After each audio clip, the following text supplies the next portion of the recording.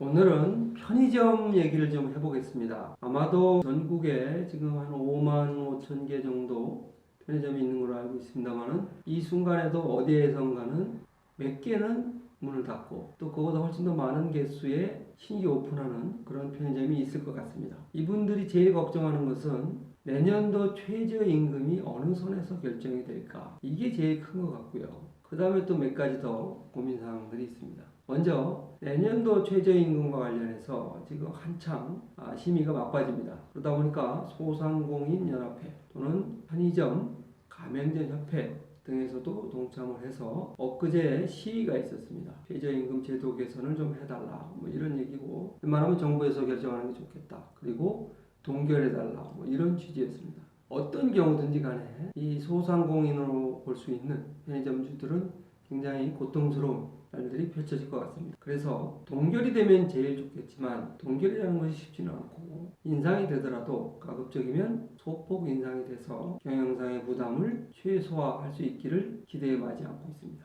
이분들의 영업 내용을 좀 살펴봤습니다. 점주들하고 대화도 해보고요. 하루에 2번 정도 물품 공급이 되는데 10시나 11시 사이에 공급이 오고, 또 이제 냉동 제품을 비롯해서 주요 물품들이 또 아침 장사를 대비해서 저녁에 밤 10시에서 11시 사이에 또 들어옵니다. 이걸 정리하다 보면 새벽까지 넘어가기가 일수고요. 그러니까 점주들은 쉬기가 굉장히 어렵습니다. 또 그거를 제대로 따박따박 잘 정리하고 냉장고 청소까지 제대로 깔끔하게 해줄 알바생을 구하기도 쉬운 일은 아니라고 합니다. 어쨌든 편해 보이는 면이 일견 있지만 사실은 뒤에서 정리해야 될 일, 그 다음에 비용 부담을 해야 될 일, 이런 것들이 굉장히 많기 때문에 의외로 고생들을 많이 하고요. 가끔 생레몬 조각이 들어있는 생레몬 하이볼, 이런 제품 같은 경우에는 여성들이 굉장히 많이 찾아서 더 많이 팔고 싶지만 또 적기 공급이 안 되는 경우도 있고요.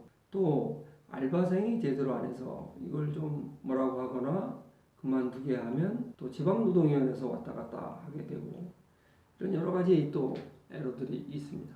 그러다 보면 알바생을 여러 명을 써야 되는 여러 가지 제도적인 한계가 있어요. 주휴수당 문제도 있고, 그러다 보니까 이런저런 알바생 관리의 문제도 또 따르게 됩니다.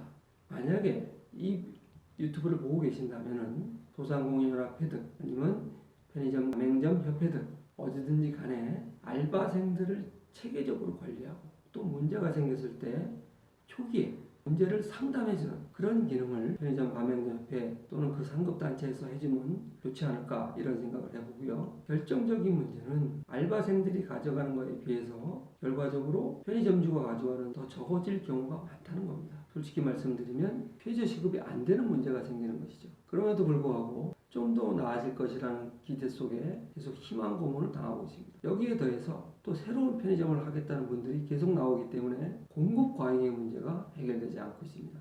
편의점마다 여러 가지 컨설팅을 하고 입지 문제에 대해서 논의를 할 텐데, 편의점의 프랜차이즈가 다른 경우에는 한 단지에 여러 개가 들어올 수가 있습니다. 그래서 입지와 관련된 창업 컨설팅을 해줄 때 상권과 경쟁 강도에 대해서는 각 편의점 본사에서 별도의 고려를 해줘야만 여러 가지 편의점주들의 문제가 해결될 수 있지 않을까 생각합니다. 다시 말씀을 드리면, 첫 번째는 내년도 최저임금이 가급적이면 소폭 인상됐으면 좋겠다는 것. 두 번째, 히트 상품이 나왔을 때 적기 공급이 됐으면 좋겠다는 것. 세 번째는 알바생들 관리 문제에 대해서 누군가 초기에 상담을 잘해줬으면 좋겠다는 것. 마지막으로 가장 중요한 것은 편의점의 창업과 관련해서 편의점 본사들이 좀 더 책임감을 가지고 창업 컨설팅을 해서 바로 시작하자마자 망하게 되는 그런 일이 없도록 유의해 주시기 바랍니다. 오늘은 정재훈TV에서 편의점에 관한 애로사항을 한번 살펴봤습니다. 감사합니다.